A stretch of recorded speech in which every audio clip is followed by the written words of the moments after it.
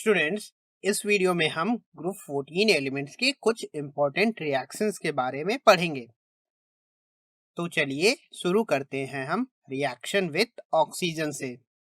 Group 14 के elements oxygen के साथ रिएक्ट करके हमें दो तरह के ऑक्साइड देते हैं, जिसमें पहले टाइप का ऑक्साइड होता है EO टाइप का।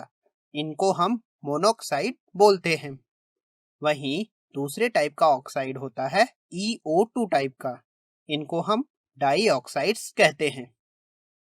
मोनो ऑक्साइड्स में ग्रुप 14 के एलिमेंट्स +2 ऑक्सीडेशन स्टेट में प्रेजेंट होते हैं। और अगर हम इन ऑक्साइड्स के नेचर की बात करें तो कार्बन मोनोऑक्साइड बहुत ही ज़्यादा स्टेबल होता है और न्यूट्रल होता है। वहीं बाकी मोनोऑक्साइड रिलेटिवली कम स्टेबल होते हैं। इनमें सिलिकॉन और जर्मेनियम के ऑक्साइड्स एसिडिक नेचर के होते हैं। वहीं टिन और लेड के ऑक्साइड्स एम्फोटेरिक नेचर के होते हैं। अगर हम डाई ऑक्साइड्स की बात करें तो डाई ऑक्साइड्स में ग्रुप 14 के एलिमेंट्स +4 ऑक्सीडेशन स्टेट में प्रेजेंट होते हैं। और इनमें कार्बन, सिलिकॉन और जर्मेनियम के डाइऑक्साइड्स एसिडिक नेचर के होते हैं। वहीं टिन और लेड के डाइऑक्साइड्स एम्फोटेरिक नेचर के होते हैं, यानी कि ये एसिड्स और बेस दोनों के साथ रिएक्ट करते हैं। चलिए अब हम बात करते हैं रिएक्शन विथ हैलोजन्स की। ग्रुप 14 के एलिमेंट्स हैलोजन्स के साथ रिएक्ट करके दो तरह के हैलाइड्स बनाते हैं, जिसमें पहले टाइप का हैलाइड है EX2 टाइप। इनको हम डाई हैलाइड्स कहते हैं। कार्बन को छोड़कर बाकी सारे एलिमेंट्स ये डाई हैलाइड्स फॉर्म कर सकते हैं। वहीं दूसरे टाइप का हैलाइड होता है EX4 टाइप का। इसको हम टेट्रा हैलाइड्स कहते हैं। यहाँ पर आप ध्यान रखिएगा कि लेड के टेट्रा ब्रोमाइड और टेट्रा आयोडाइड पॉसिबल नहीं होते हैं, क्योंकि लेड के केस में इनर्ट पेयर इफेक्ट बहुत ही ज़्यादा सिग्निफिकेंट होता है, जिसके कारण लेड को +4 ऑक्सीडेशन में ले जाने के लिए काफ़ी ज़्यादा एनर्जी सप्लाई करनी पड़ती है। लेकिन ब्रोमीन और आयोडीन की इलेक्ट्रॉन अफिनिटी काफ़ी कम होती है, जिससे कि ये इलेक्ट्रॉन गेन करके उतनी एनर्जी सप्लाई नहीं कर पाते हैं जो लेड को +4 ऑक्सीडेशन स्टेट में आयनाइज कर सके। ग्रुप 14 एलिमेंट्स के tetra halides generally covalent nature के होते हैं।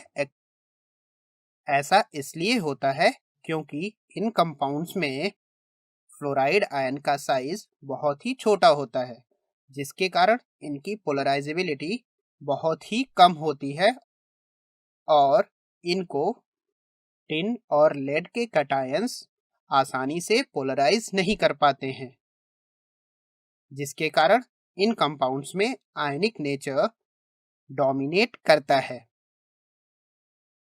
वहीं अगर हम इन एलिमेंट्स के टेट्रा हैलाइड्स का स्ट्रक्चर देखें तो वह हमें कुछ इस तरह से मिलता है, जिसमें एलिमेंट की हाइब्रिडाइजेशन sp3 होता है और एलिमेंट के एटम के अराउंड मॉलिक्यूल का अरेंजमेंट टेट्राहेड्रल ज्योमेट्री में होता है। ग्रुप 14 एलिमेंट्स के टेट्रा हैलाइड्स की stability down the group decrease करती है। यहाँ पर चाहे हम ग्रुप 14 एलिमेंट्स को वेरी कराएं या फिर हैलोजन को वेरी कराएं, दोनों की केसेस में down the group tetra halides की स्टेबिलिटी डिक्रीज करती है। वहीं डाई हैलाइड की स्टेबिलिटी इनर्ट पेयर इफेक्ट के डोमिनेंस बढ़ने के कारण डाउन द ग्रुप इंक्रीज करती है। चलिए अब हम बात करते हैं इन हैलाइड्स के हाइड्रोलिसिस की। कार्बन को छोड़कर बाकी सारे एलिमेंट्स के टेट्रा हैलाइड्स बहुत ही आसानी से हाइड्रोलाइज हो जाते हैं। यहाँ पर हम टेट्राहैलाइड्स के हाइड्रोलिसिस को SiCl4 के हाइड्रोलिसिस से समझेंगे। तो जब हम SiCl4 को वाटर में डालते हैं तो वाटर मॉलिक्यूल्स SiCl4 को चारों तरफ से सराउंड कर लेते हैं। अब सिलिकॉन में वैकेंट d ऑर्बिटल्स प्रेजेंट होते हैं, तो वाटर मॉलिक्यूल अपने लोन पेयर को सिलिकॉन के वैकेंट d ऑर्बिटल में डोनेट करता है, जिसके कारण वाटर मॉलिक्यूल के ऑक्सीजन पर पॉजिटिव चार्ज क्रिएट होने लगता है। तो वाटर मॉलिक्यूल का हाइड्रोजन एटम हैलाइड के क्लोरीन एटम के साथ बॉन्ड बनाकर HCl के फॉर्म में बाहर चला जाता है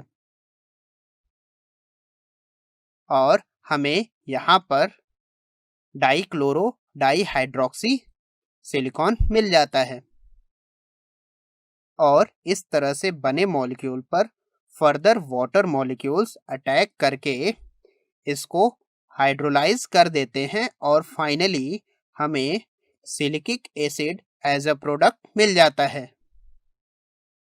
आई होप आप हैलाइड्स की हाइड्रोलिसिस को अच्छे से समझ गए होंगे। चलिए अब हम बात करते हैं ग्रुप 14 एलिमेंट्स के वाटर के साथ रिएक्शन की। जनरली ग्रुप 14 के एलिमेंट्स कोल्ड वाटर के साथ रिएक्ट नहीं करते हैं, लेकिन रेड हीट करने पर ये स्टीम के साथ रिएक्ट करके ऑक्साइड्स और हाइड्रोजन गैस लिबरेट करते हैं। लेड के सरफेस पर लेड ऑक्साइड की प्रोटेक्टिव लेयर बनने के कारण लेड स्टीम के साथ भी रिएक्ट नहीं करता है, या फिर कहें यह वाटर के साथ रिएक्ट नहीं करता है।